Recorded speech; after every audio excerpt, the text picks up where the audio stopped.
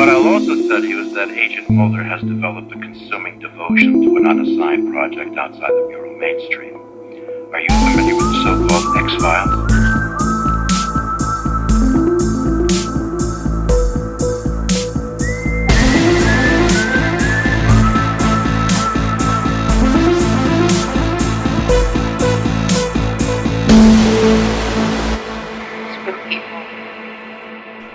Welcome everybody to the Dark Talk Files, episode 2. I'm your host Dan and I'm joined by my bro Paul. How's it going, Paul? Not bad, thank you. How are you? I'm good, thank you. I'm ready for episode 2, Deep Throat. Chance would be a fine thing. Fucking hell. This is like our third take on that joke. It wasn't even planned initially. I just said it and then I was like, oh, I should have said that later on. It wasn't funny any of the times either. It was. It's funny every time I do it every day to everyone in work and everybody I speak to. We're back. Episode 2. You ready? Yeah. I'm more than ready. I am ready times 4 because I've seen this episode 4 times in preparation for this, and because we've had to cancel a few times. So I've literally just turned the telly off now because I was watching it. Yeah, it's been about 2 weeks since I saw it, so I'm just going off the notes I wrote 2 weeks ago. I did try and squeeze the episode in this morning, but I managed to get like 10 minutes of it. But yeah, maybe on the next episode you'll have to squeeze that in as well. Well, I've already watched Squeeze, and I've made my notes for it, so I need to go back and watch it again because it's been so fucking long. I have seen these first few episodes so many fucking times anyway. Because like when I always restarted X-Files, I always started from episode 2. I don't know why, I just always skipped one. And then Squeeze is just like one of those ones that you just watch like. So here's a little interesting thing for you. I don't know if I mentioned it last time actually. So I used to work, it's very similar hours to what I do now. So I'd finish at 10 at night. Yeah. And I would always try and squeeze in a film before bed, and I couldn't ever find anything that was like a short, like an hour and a half was my budget, right? And I remember messaging you saying, right, do you know any films that are like 90 minutes long? And you suggested to me, why don't you watch some of the Monster of the Week episodes from X-Files? And I was like, oh my fucking God, that is the best idea I've ever had. That was, well, you've ever had. And then that's when I bought my I Want to Believe poster and got really back into the whole thing. Right, okay. Yeah. We've got a myth arc. Myth arc. First UFO story this week. I would say first real myth arc episode. Yeah, I'd say so. Introduces a very important character. Mm-hmm. The one and only Deep Throat. Chance would be a fine thing. You're going to say that every time I say his name? I fucking am, yeah. No, I'll stop. Played by Jerry Harden. He's Mulder's first informant. Yeah, something I mentioned last week. I cut it from the episode, but Jerry Harden is still alive. He's 95 years old. Really? Fucking hell. Yeah. I have to look him up. I might send him a message on Instagram or something. On his Instagram account. Well, I haven't got his fucking phone number, have I? I doubt he's got an Insta. It's not a secure line. Oh, yeah, shit, yeah. Yeah, so we'll get into the episode. So we start with our pre-credits scene at Ellen's Air Base in Idaho. Mulder calls it the Spud State later on.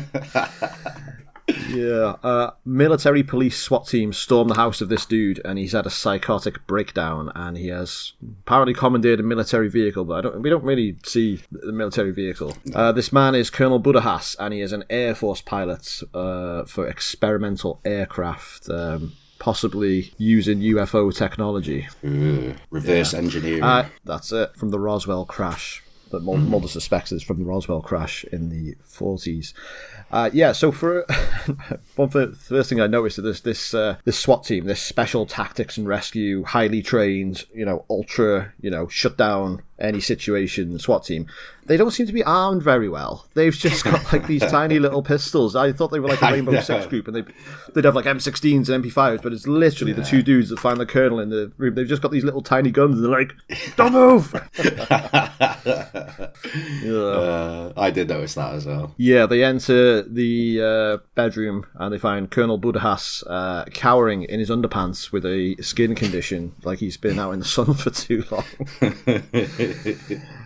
And yeah, that's our first ever cold open, because for the first time ever on this podcast, we get the X-Files theme. Fuck. Oh, my God. So soothing. It's so soothing. It is. And there's, I don't know if it's in our trivia of the week, but how they came up with that music, I think it was Chris Carter who came up with it. Anyway, whoever did had a keyboard laid out, and they had like an effect on the keyboard, like an echo effect. Yeah. And I'm pretty sure someone just like he leaned on the keyboard or something, and it went like diddle diddle, and it went dun dun dun, and he was like, whoa, wait a minute.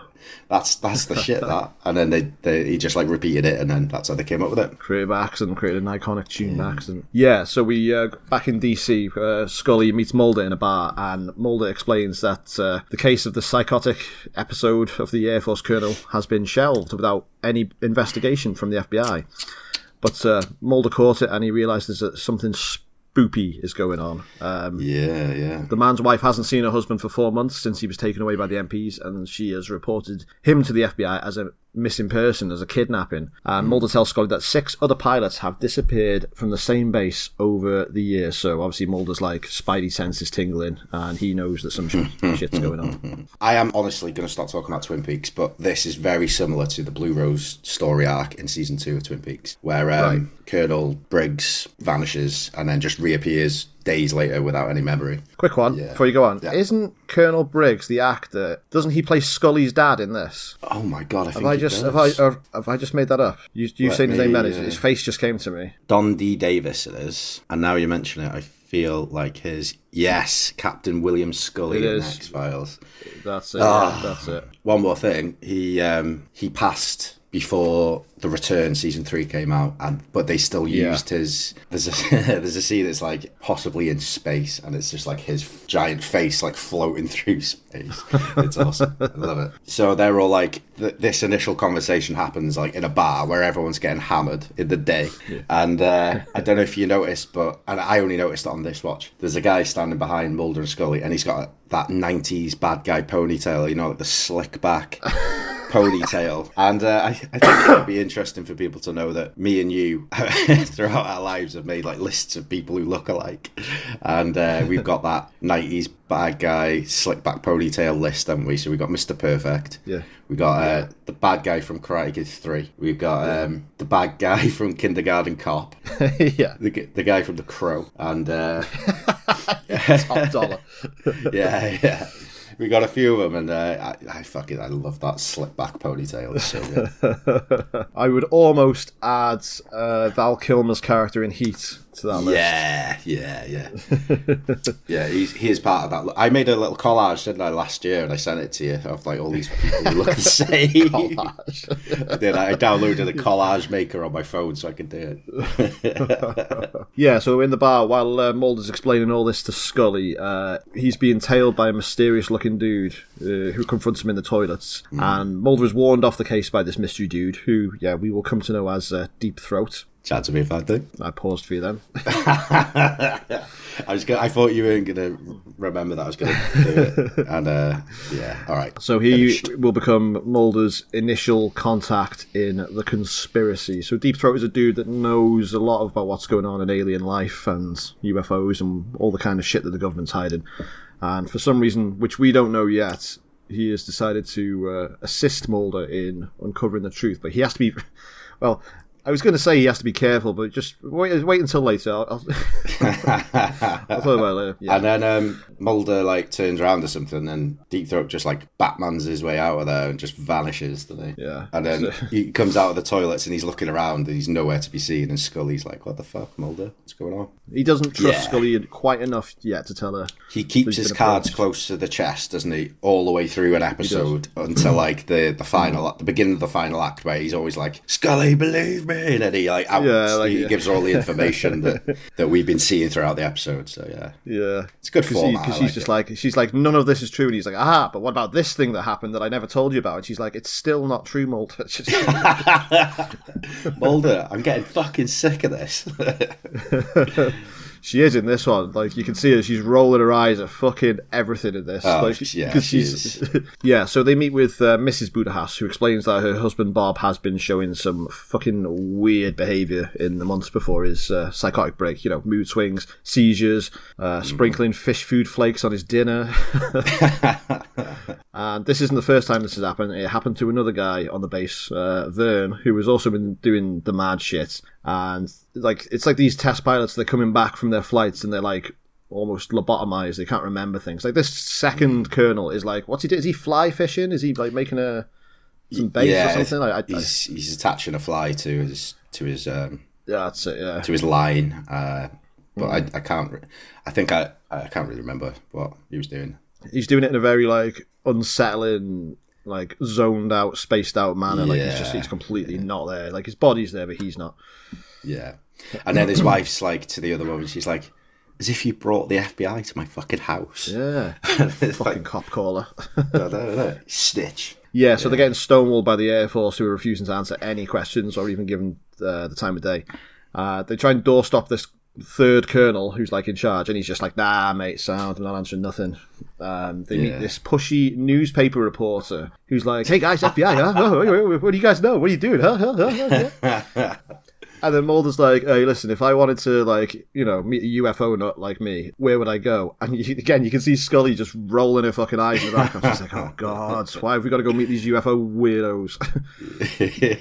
that for me sounds like right good holiday, that. Go to America. It does sound... Just go around these... Yeah, it's like the fucking Paul, isn't it? Where they go around all the alien land sites, or landmarks, and all that kind of stuff. So they go to this diner, and this woman is selling UFO pictures, and Mulder takes particular interest in the photo that she herself took, a famous black triangle UFO. So she draws in coordinates to the location that he's most likely to spot one, probably where she spot one, which is just outside the airbase. And again, Scully is just so fed up with this. She's like huffing like a moody teenager. She's just like, she just walks out the diner and is just like, oh God, just shut up. She calls him a sucker, which in context of what happened is kind of like, yeah, he's a sucker for paying for it. But I really love the word sucker as a diss. It's like... So I was gonna say, for Mulder with this, it's like it's like almost like he's on holiday. And he's just paid for a little souvenir. He's like, he's like, I know it's shit, but I just want it. Oh hell yeah! You know that's going up on his wall when he gets home, with all the rest of them. His picture of Laura. The wall of his office, you mean? Yeah. His home was probably like that as well. To be fair, you do see his flat in the next episode. And I was thinking, God, he's got a flat. He doesn't just live in that basement office. So they go out to the two go out to the airbase at night, and they see some UFOs in the literal sense of the word. These two dancing lights, which are just sort of like swirling around each other and then just disappear up into the sky, which I thought looked really cool. I thought, that's cool. Yeah. Do you know what? As well, the score in this that they introduced into this, it might have been in the last episode as well, but it's like that ethereal kind of like pad music, and it's like very sci-fi sounding, but also very melancholic sounding. Oh my God. Like watching that just now, no wonder I like the things I like these days, because it's from watching the fucking X-Files as a kid and just like hearing these sounds, and because a lot of the music I make actually does sound a bit like that, you know, weird sci-fi, cosmic kind of stuff. So after these two lights disappear, Mulder and Scully are chased by a helicopter, and they encounter two teenage grunge heads. The male of whom is played by a very, very young Seth Green. Like, he looks like, what is he, like 16 in this? Oh, he's a baby, isn't he? A first of many cameos from very young up and coming actors who will become very famous. One of which will be local boy Ryan Reynolds in one of the episodes. Oh, really? Yeah. He's got a proper baby face and like baby fat. Ah, okay. Right. It's in this season, I think, as well. Is it? Oh, I look forward to that one. Yeah, I quite like these two. Like, they're like a couple of Goosebumps characters. I proper got that. It's almost like they're not quite old enough to be in the X-Files, but they should be in Goosebumps. yeah. Which Goosebumps would debut only like 2 years after the X-Files. So, and that also featured Ryan Gosling as a very young. Yes, he was. Ryan Gosling was in that, yeah. Because it was Canadian, didn't it? So I had quite like all the up and coming Canadian people, like Alicia Silverstone and stuff. Did I just say Alicia Silverstone? I don't think she was in it. No, I'm thinking of the other girl from Clueless, the one who was in Peep Show. Who's that? You remember Nancy the one from Peep Show? Nancy, yeah, she's the girl in Clueless in the TV show, and I always get those two mixed up. But she was in Goosebumps. Sorry for my like scrambly kind of brain. I've had like 3 massive coffees. So Seth mentions that UFOs and government craft, they're being reverse engineered basically, and they're planning to use them to bomb Saddam Hussein's house in Desert Storm 2. Now, this was like 1993, and Desert Storm 2 would actually happen in real life 10 years later when the war in Iraq began. So he predicted the future there, almost, apart from the alien craft. Wow. Well, you don't know that, though. You can't prove that it didn't happen. No, that's true. I wasn't in Iraq. Never been to Iraq. Never intend to go to Iraq. Why not? Yeah, so Mulder tells Scully that he thinks that the Allens Air Base is where the UFO that crashed at Roswell was shipped to, and the government is building new ships, reverse engineering the UFO technology. They get a call from Mrs. Budahas, who tells her that her husband has just been returned to her, but she thinks something has happened to him, and it is not her husband, which is... I love the spooky shit. Yeah, doppelgangers returning, being imposters, that kind of shit's really cool. That's one of my favourite things in the world, within stories and films and TV shows. Yeah. Doppelgangers, imposters. Yeah, love it. Yeah, so Mulder and Scully go to the house to interview Colonel Budahas, and Mulder keeps asking him all these questions, you know, like, I've dubbed it the Mulder doppelganger test. So he's asking, like, all about baseball stats and, like, things like that, you know. Colonel Budahas cannot answer the questions about gravity and airspeed, and it's something that he should know the answer to, but it's almost like he's been, like, lobotomized again. So Mulder says that his memory has been erased. Anything to do with being a pilot has just been wiped from his mind somehow, which is a very specific thing to wipe from somebody's mind. Scully's like, you can't do that. It doesn't work like that. Yeah. That's not how brains work. Mulder's like, well, there's the evidence. Yeah, I mean, considering Mulder's on the trail of reverse engineered alien technology, by all means they could have had alien reverse technology for memory wiping and stuff like that. So yeah, Mulder's on the right track, but Scully's obviously science based and I think this episode sort of pretty much confirms it, because it's what happens to Mulder later on, which we'll get to. Exactly. Yeah, so Mulder and Scully are captured on the road by agents from the Matrix who destroy all Mulder's paperwork, all his photographs, and they like tip it all down, and just the look on Mulder's face, he's like, oh, not again. Fucking, it's like evidence of aliens. Last episode, somebody burned the bloody motel room down. Do you know what, though, when they pull up, when they nearly like drive him off the road and they pull up right next to him, and he comes up and he's like, oh, what the hell is the quip that he says? But it's like so like inappropriate in this situation where they are getting it's like a proper smart aleck one-liner. They're like literally the Men in Black, and he's like, I think he wants to talk to me or something like that. Scully's like, fuck's sake, Mulder, take it seriously. Please, step out of the car. You think if maybe we ignore him, he'll go away?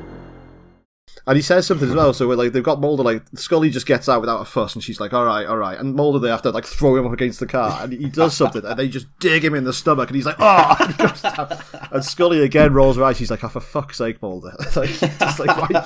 Why are you like this? Yeah, so they're warned to stay away from the case and leave town.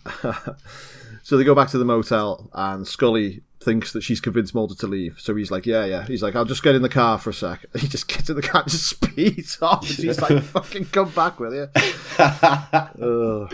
And he hauls ass back to the airbase. He does. Yeah, he gets Seth Green to show him the hole in the fence, and he sets off alone to traverse the 10 miles to the fabled Yellow Hangar, where they apparently keep the top secret shit. Yeah. And I love this bit. Mulder just like dishevelled walking around in his wax coat, just like in the field looking up like this. Where's there any spaceships around here? Oh, he just looks fucking knackered. And is he in like a cornfield, and he's like, he realises he is where he needs to be, but it's too light. It's like the daytime, so he just crouches down and waits. That shot was great as well, because he looks so haggard and stuff. Yeah, and it's very rare to see him out of not wearing a suit. Yeah. He is successful in finding a UFO when one of those triangle UFOs flies directly above him, giving full frontal UFO nudity. And again, I can't remember the show being so explicit in its UFO. Yeah. I remember it just being more like questionable whether it is definitely real or not. And like implied, is this real or or what's? But like this is just like, no, fucking here you go. Here's a UFO. Yeah. But they don't explain whether or not this is government craft that's been reverse engineered, or if it is like an alien craft itself. So it is kind of left ambiguous in that way. This scene though, like him in the dark with the bright lights like shining on him, and just like his silhouette. I'm sure like I used to dream about stuff like that, because when I see it, I've literally got goosebumps talking about it because I love it so much. After this, I'm going to go and watch like Fire in the Sky and just look a load of alien shit, 'cause I love it so much. It makes me so happy. Yeah, I really like the look of these black triangle UFOs, because they're like not the flying saucer type of the 50s. I think in the 90s, the black triangle was like the thing. Yeah. Was the style of UFO, the fashion. Which was the style at the time. Yeah, Mulder's got an onion hanging from his belt. Yeah, so Mulder is kidnapped by the military police, drugged, and pretty much has his brain washed, like the two pilot dudes. Sorry, again, this scene is just so good. Like, he's being wheeled through as he's drugged, and he like looks to his right and sees through the tarp, through the slightly see-through tarp, and he just sees the shape of the aircraft.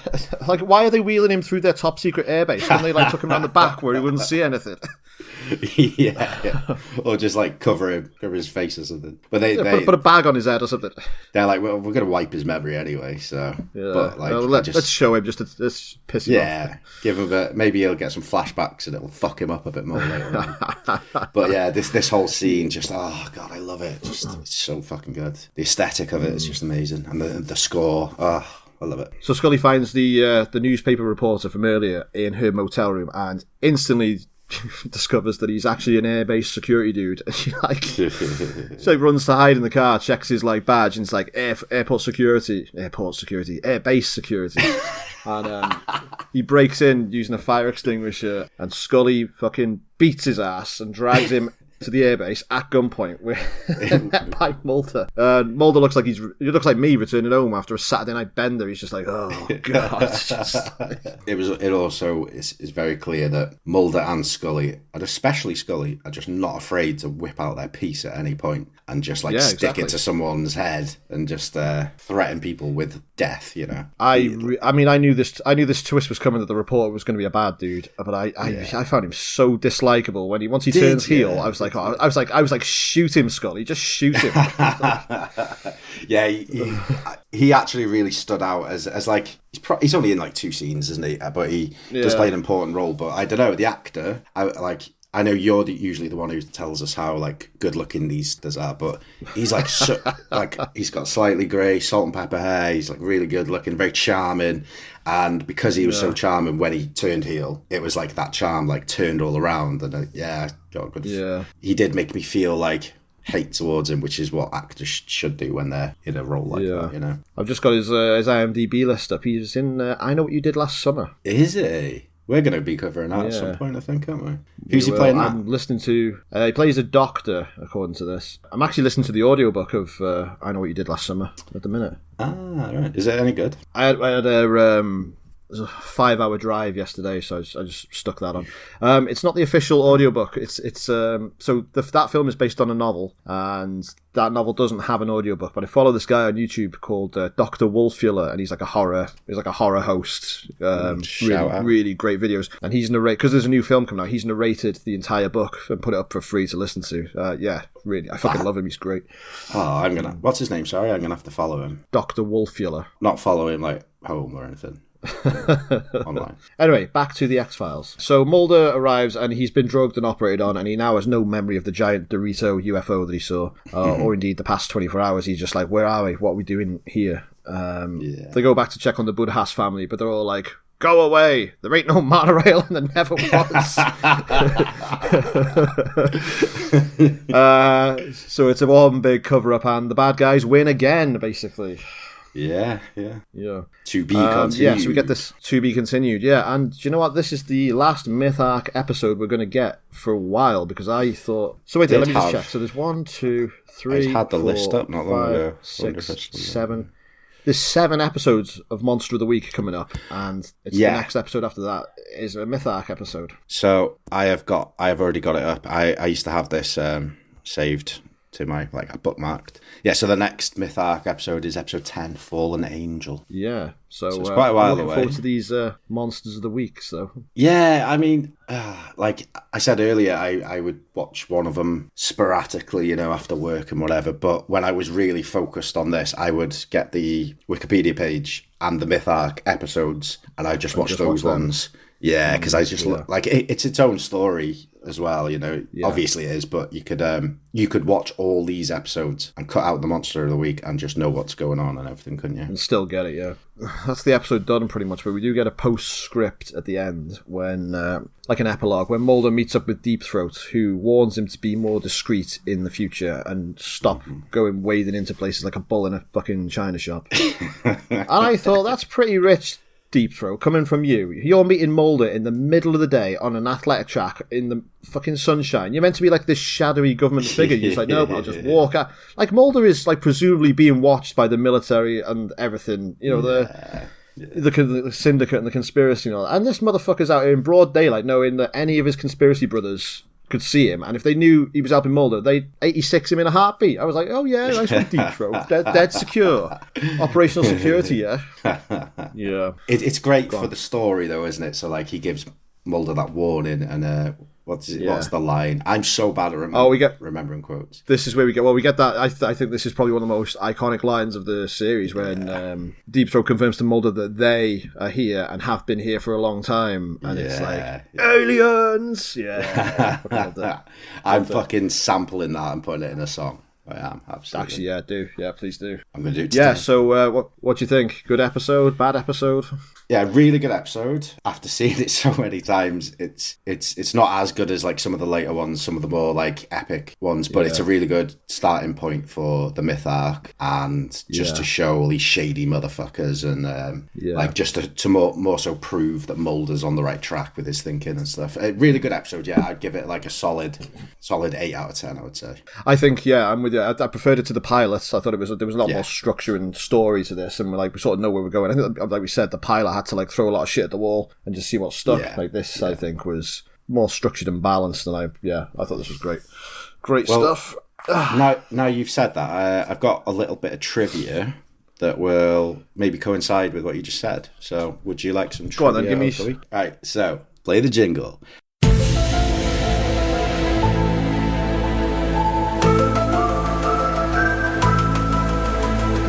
Right, so this is the piece of trivia that I really wanted to talk about mostly. So it says, this was filmed more than 1 year after its predecessor, the pilot. Oh, wow. So all my life, watching it back and revisiting and everything, I always wondered what they did with Scully to make she looked so much more frumpy. Her hair was like shorter, she looked a lot older, and I always thought they were trying to tone down her sexiness from the first episode, because she's got like long straight hair and that, and now she's got more of an older woman kind of haircut. Probably not so much in the time period, but to me she always looked older because of that haircut. Anyway, so because it was filmed a year later, she's just naturally probably just changed her hair, isn't she? And she's just like, so I always thought they shouldn't have like toned her down, but they probably didn't. She's probably just looked like that a year later. I didn't know that. I didn't know there was a year's difference. Yeah. So then when you said about the first episode, like throwing shit at the wall and see what sticks, and then this being like much more structured and like setting up plans for the future Myth Arc episodes, that also makes sense as well. So like the first episode, imagine if the pilot hadn't been picked up and people didn't like it, then that would have just been it, like this random one-off pilot, you know. The house used for the exterior shots of the Budaha's residence would also become Frank Black's yellow house in the TV series Millennium, and Cassie Blake's in the TV series The Secret Circle, which I've never heard of. We'll have to cover Millennium one day. My mum used to watch Millennium like all the time, and I did see some of it, but I'm not like too familiar with it, to be honest. Yeah, Lone Gunman we should do as well. I've never seen that either. Yeah, definitely. This is the first episode in which Clyde Klotz worked as assistant art director. He and Gillian Anderson got married months later, the 1st of January, and he had a daughter, Piper. Because of her pregnancy, the writers had to create Scully's abduction arc, which I cannot wait to get to. That's the big story I remember. That's probably the most famous story from the X-Files, I think. Yeah, it's the biggest one that I remember, I think. First appearance in the series of Jerry Hardin playing Deep Throat. The character wouldn't be openly named until the season 1 finale. It is fitting that this episode takes place in Idaho and is the first appearance of Deep Throat because the real Deep Throat, Mark Felt, was born in Twin Falls, Idaho. And I looked into him a little bit. The guy from the Watergate scandal. Yeah. This is the first episode after the pilot in which we see Scully wearing a little gold cross. Oh, isn't that nice? I thought the music one was in here somewhere, but I explained it a little bit earlier about how they accidentally came up with it. But what we absolutely failed to mention earlier was how amazing the title sequence is. We didn't really talk about the title sequence, did we? Would you like to talk about it now really quick? Well, what are your thoughts on it? I haven't got anything prepared, but this is my favourite title sequence ever, right? Probably the favourite theme ever. I love like the man whose like face is becoming distorted, and the hand that comes with like the red like part of the finger, and like the lightning and stuff. And what always made me really fucking piss myself as a younger person, and now still, is when it shows their ID badges and Mulder's just kind of looking forward, and then it fades into like Scully's, and she's like literally standing backwards and looking like that. So she's like looking behind her. Who thought that was a good ID photo? It's absolutely insane, and I laugh about it to this day. Also, apparently, because it showed federal badges and they weren't allowed to show like realistic ones. I mean, they are realistic, but they're not allowed to show like official ones. They had to change it so it doesn't say Federal Bureau of Investigation. It says something like the Federal Investigation Bureau or something like that. The FIB from GTA 5. Yeah, exactly. That's what always pissed me off, though. You know, like with badges like that, though. You know, if you don't know what they look like, when somebody shows you the badge, it's like, well, how am I supposed to know this is fucking real? You know? Yeah. Maybe it's an alien trying to abduct you. Right, give me one more trivia. No, trivia's done. Thank you for that, Paul. No problem. It was all right, wasn't it? We got another segment coming up that we're going to try and run from now on this show. We're going to call it Spooky Moments of the Week. We're going to try and come up with our own spooky moments that happened to us, but nothing spooky's happened to me in the past 4 weeks, so we're just Paul's just going to find one spooky tale from Reddit, and he's going to read it out to us. Let's say your spooky tale of the week. Right, so I initially thought of this because I've got a spooky tale of my own, but it's less spooky and more just not nice story, I'd say. So maybe I'll mention it in the future, but not today. Thank you very much. So this is from Ask Reddit, and this is 12 years old. So, and I think the person who wrote it's like deleted anyway. First time I ever tried to write this down. First time telling anyone outside the family. I'm leaving out time and location and some other details because I'm still scared of what might happen with the publicity, I guess. Summer before 8th grade. Me and 2 of my friends snuck out at midnight to go walk around the neighbourhood and go see these girls on the next block who were having a sleepover. We turn a corner in our neighbourhood and there's this huge black blimp-shaped thing in the sky. Like the pictures of the Hindenburg, but bigger and as close, if not closer. Completely silent and the size of at least 4 to 5 football fields across. No exaggeration, even though I was young. We stare at it entranced, asking each other over and over again if we see it, which we all agree that we do. Standing there frozen in one place, it's like a black polished gunmetal. No lights, no sound, no nothing. It's just hovering there. And then I don't know what happened, but time clearly jumps. Next thing I remember is the craft ship government experiment, whatever the hell it has gone, and there's a tiny glowing white barbell thing in the sky, seemingly slowly falling to earth with wisps of smoke coming out of it. Then 2 brand new black trucks with silver gearboxes on the back, like F-150s or S-10s, but nicer, came speeding down the street, going about 70 in a residential 25 miles per hour neighbourhood. Then after that, I remember walking home to one of my friends' houses and going to bed. At that point, it was like 5 or 6 a.m. and the sun was coming up. We all made a promise to tell my dad in the morning because he worked for the city, but we never did. I don't know what happened later in life to one of my friends who was there, but the other was my best friend and we sort of made an unspoken pact to never talk about it. Don't know how or why we did that. We all grew up and I sort of lost touch with him too. We did reconnect over Facebook and such, but it was like there was something between us neither of us wanted to touch or talk about. Looking back on it now, there's no way we could have been the only ones to see it. It wasn't that late at night, and it wasn't over a heavily populated suburb or a major city. The idea of this has always scared me more than any sort of possible abduction scenario. That there were others, we are all voluntarily suffering a sort of collective amnesia, except in how we're not. I've thought about hypnosis, but that scares me too. Plus, I'm not sure if I'd trust the results. I was just a kid then, and I'm not sure if I could trust the hypnotist. What I do know, again, is that there's no way it was just the three of us who saw it. We're talking a huge thing hovering in the sky directly above hundreds of houses just after midnight on a summer weekend night, but nothing on the news, nothing in the paper, nothing on TV, no word spoken about it again, ever, by anyone. Thanks for letting me get this off my chest. 12 years ago. Did he give a date for when he saw this, or just said when he was a kid? No, 4th of July when he was a kid. So didn't say how old he is. 5th grade, he said. Oh, that wasn't even the story I was meant to read. Fucking hell. Fuck's sake. I scrolled down and I found the actual one that I was. All right, I'll save that one for next time. Yeah, it's shorter as well. Christ Almighty. Right, this has been the Dark Talk Files. This was episode 2, Deep Throat. You're not going to say it? Oh no, I've given up on that now, sorry. Yeah, really enjoyed this episode. Chance will be if I looking think. forward. Fuck. I'm sorry again. Looking forward to the next episode. Squeeze, which is the first Monster of the Week episode. Cannot wait. Right, we'll see you next time on Patreon. Thank you very much for listening. I'm Dan, this was Paul, and this has been the Dark Talk Files. The truth is out there.